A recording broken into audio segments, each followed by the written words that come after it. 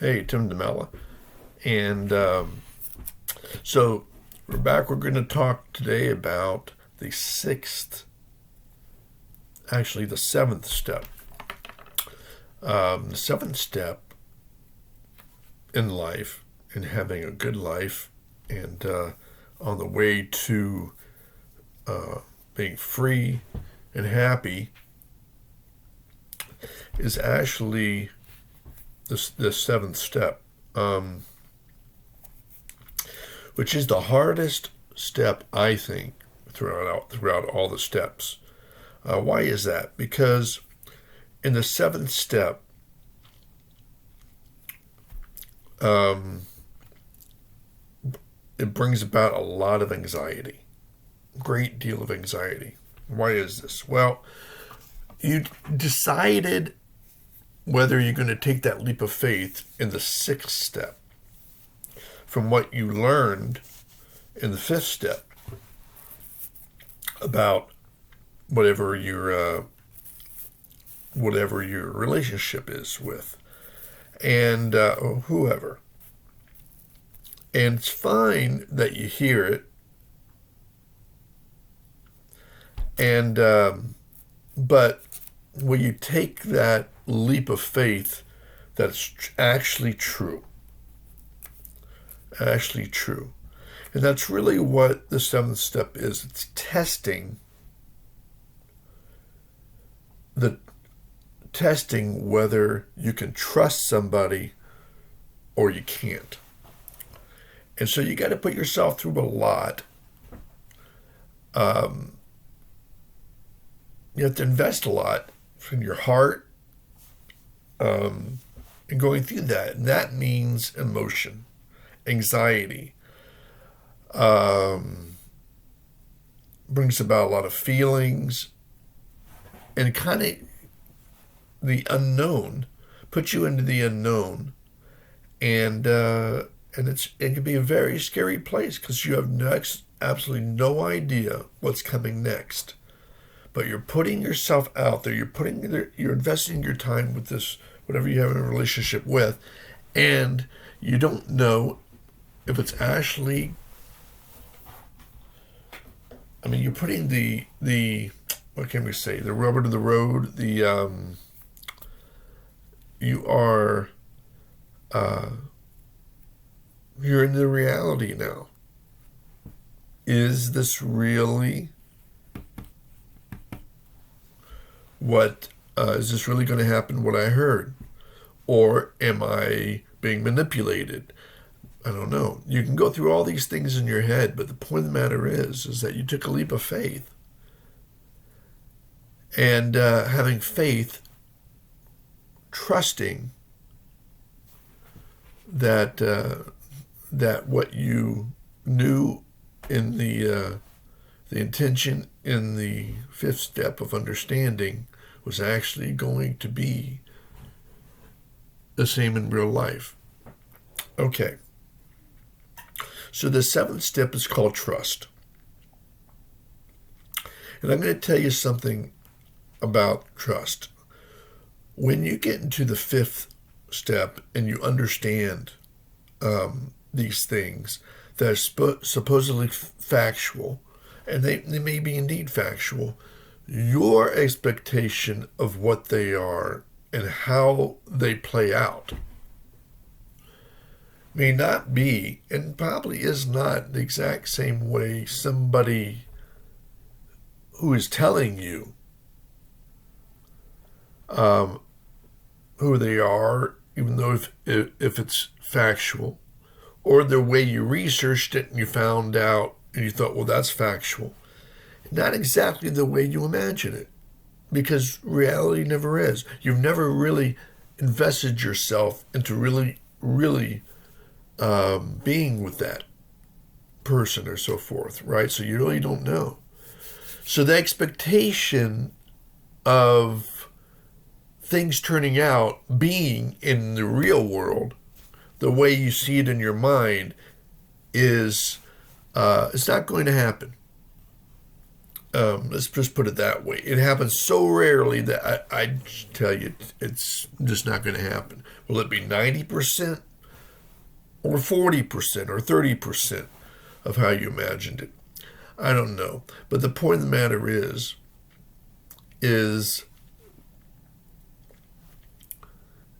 it truthful enough in the real world that you can say, oh, okay, I get it. All right, of what you understood. And the whole point of trust is this. Trust is the art of patiently enduring. Now, what does that mean? Trust is the art of patiently enduring. Patiently enduring is is a definition of a word called sufferance. Sufferance, not suffer, but sufferance. Even though there is suffering in it, because you don't know what's going to happen. It's the unknown. You have a lot you can't control. So you are in this situation, okay, and it brings about a lot of anxiety. The anxiety brings about a lot of acting out. So, am I acting out the wrong way? Am I acting out the right way? I don't know, but I'm so anxious that this anxiety makes me, I need to do something. I can't just rest with this anxiety. Well, why can't you? And that's the whole point of the seventh step. Seventh step is like the desert that Jesus went into, facing his demons. The seventh step is like going through the valley of the shadow of death, or the valley of the shadow of death in the Bible. It's the same thing. It's all the same thing. Okay? How am I going to act in unknown situations that when I'm already anxious to begin with? And it's the hardest step because, remember, trust is the art of patiently enduring in hopes that everything will turn out okay. And everything does turn out okay. I'm going to tell you that right now. You're either going to find out if what was told you in the fifth step is true or not. Okay? Because number one, a person can lie to you or make it sound really good or something like that. Okay, tell you his intentions or her intentions and all that. But nobody that I know can keep it up for any real length of time. Unless they're genuinely that. Okay? 3 months. I don't know anybody who can keep up in and out, in and out, in and out, a lie for 3 months without giving themselves away. Okay, somewhere along the line, it's going to register in your brain something. This doesn't seem right. That doesn't seem right. I don't know about that.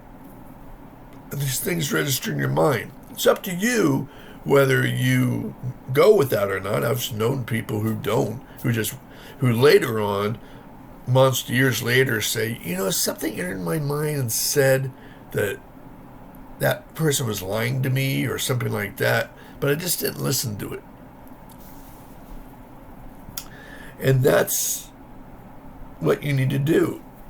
When you're trusting, you need to follow that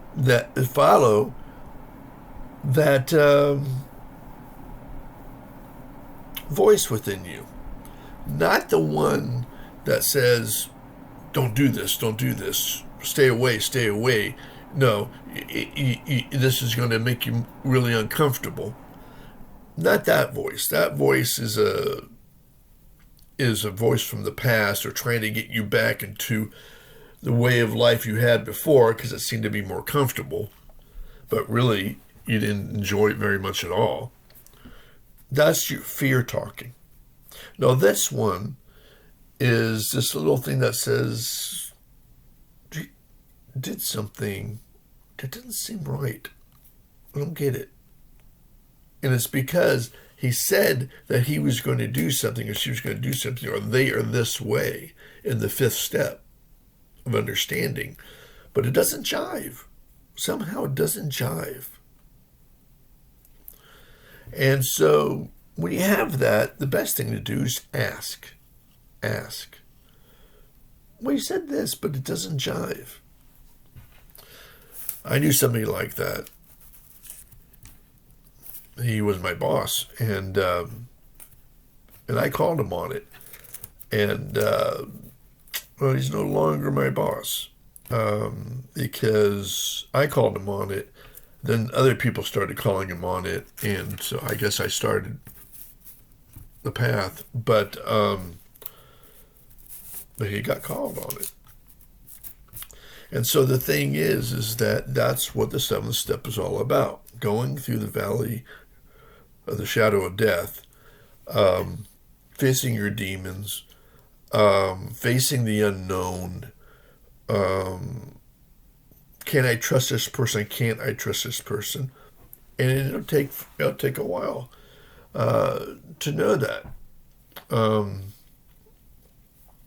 But realize that everybody's human. Okay. And so it may not turn out exactly the way you imagined it would be. Be open. Okay, be open to it. Don't be so fearful, rigid. Just be open to what's come along, and then say whether it's, thumbs up or not. The seventh step is all about place, space, and pace. Whenever you're in a relationship with anything or anyone, you need to come to a place where you both enjoy the environment you're in. Okay, enjoying the environment you're in. You're in a good place with this other person, and they're in a good place with you. Okay, and that's what I mean by place. It's like building a house. Where do you want to build the house, and what environment? Okay, if you both like mountains, okay, maybe where there's mountains. Where? You like beauty by looking over here. They like beauty looking over here. Maybe you negotiate, and you get the beauty by being here. That's what I mean by place. That's what you're doing. Okay? They're trying to, if you can just be yourselves, then you can find that even faster. But that's what you're doing. That's the place you both want to be in together. The space. Well, once we get the place, once the house, we want the house to build the house, and we know where the place we're going to build it is, right? And we already poured the foundation, because the foundation is what you told me in the fifth step of understanding. That's supposed to be the foundation of our relationship. And I should be able to trust that. Okay? So that's the foundation, and then the place, and then you have your space. Well, how much space do we need? How much space do we need? Am I going to feel cramped? Or do we need a bigger space so I can do things and not run into you all the time and all that? How much space do you need? Okay, and then the third, and you come into an agreement on that. Okay, how much space do each of you need? And then the third one is pace. How quickly do we need this house built in order to move in? How quickly? Okay. If you're really anxious, I've known people who like, I want to get married. Let's get married right away. Okay. But if you enjoy the journey that you're on, why do you got to get married right away? Can't you just enjoy being friends? Because that is the natural step, is to go from acquaintances, being able to trust, and then accepting each other as friends, good friends. So I'm taking a lot of time on this seventh step because it is an incredibly difficult step. And that's why most people don't want to go here. And that's why they feel very uncomfortable if they know you, that you're going to go here. They don't want to go here a lot of the times because they don't want to invest themselves in the unknown, because you lose control. And then you just have to kind of like follow the natural path of things, the way of things, the presence, whatever you want to call it, spirit, God, whatever you want to call it, but you are following that and just the way things work. But let me tell you, if you master the art of patiently enduring, the reward from that is absolutely incredible. Absolutely incredible. Okay. The art of patiently enduring. It's also the art of balancing your emotions. Okay. To regulating your emotions. And what does that mean? That means how fast are you to explode or isolate? Or just say, no, that's not what I expected. I'm out of here. Okay. So how flexible can you be and still have balanced emotions? Balanced. Now, balance doesn't mean that you don't have any emotions at all. You always have feelings, but we're talking about outbursts, being mean, things like that, instead of trying to understand what's going on.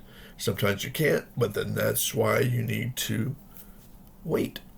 You need to continue to move forward with the faith, which goes with this, with trust, and the faith that everything's going to work out okay. And it's not easy, but everything will work out okay. You have to be flexible, open, negotiate with the person you're with, and because what you want is you want to be really good friends and you want a relationship with this person.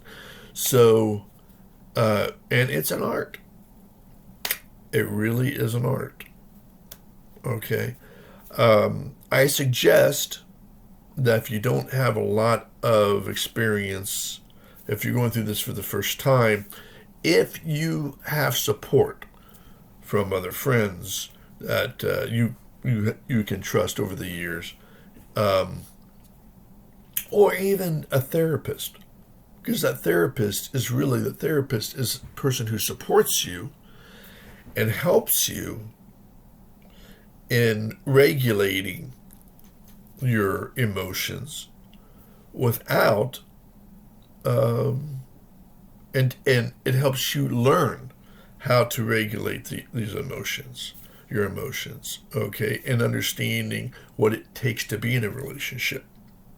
Okay, so a therapist is really good to have. You got to find the right therapist, one that you're comfortable with, one that you feel good about and with. But sometimes, but you do have the therapist in you. You do have the expert therapist in you. Some people call it the wise mind, the wise man, the whatever. I could just call it the presence. And it's an unconditionally loving presence. Go back and say, what would my presence do? And you can always go and talk to it. Say, what does my unconditionally loving presence, what would it do? How would I want it to love me in this situation? And then that's how you would love others in that situation. That's what you would do when it tells you, then you do it in real life. Okay, so that's how you get through the seventh step. So it's not easy, but it's so rewarding. And if you can master the art of patiently enduring, and that doesn't mean stagnate, that means patiently enduring, moving towards a certain goal, but in a balanced and thoughtful, mindful way. Okay? And so that's all. Okay, so this one I needed to really get to, because that leap of faith, it's nothing to take lightly, but if you really want a really solid and meaningful relationship with whatever you're with or whoever you're with, needs to be done. And that's the only way that you're going to really get to the point of trust, really trusting this individual, by testing the how patiently enduring and loving this person will over time. Anybody who wants to skip this step and go right into some kind of permanent relationship is skipping over the emotion. They don't want to go into the emotions. They're becoming emotionally unavailable. And that's not what you want. They're trying to skip the journey. And there's no meaningfulness at the end by skipping that. You will not have anything meaningful. It will be just pretty much a miserable ending. So take care of yourself, and remember, be patient, and I love you, and I'll see you in the next video. Okay?